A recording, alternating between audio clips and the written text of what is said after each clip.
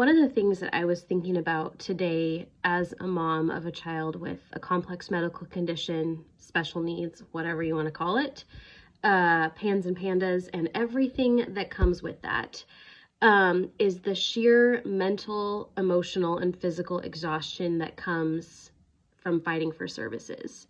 You know, initially it feels like this sense of relief, like we finally got a diagnosis and we finally have a treatment plan.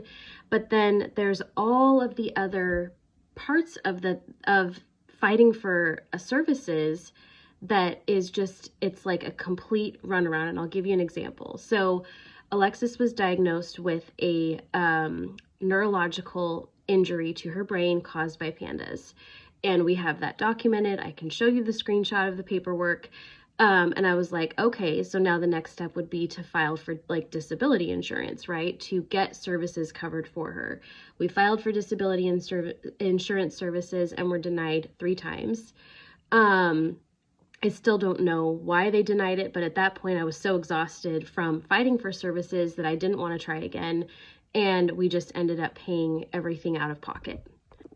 That is one example of the reality of how exhausting it is to be, one, spending all of your emotional energy trying to keep your child well, to the point that you don't have any energy left over to get the services that you need.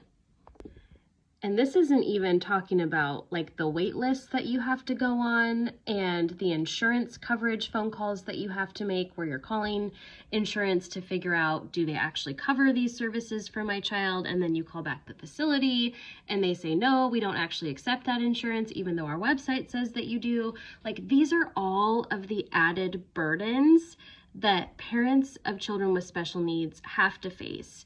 And I will just say, for me personally, that I didn't even get to like process the initial, like the grief of her diagnosis for years later, because we were in such a state of fight or flight, just trying to get services for her.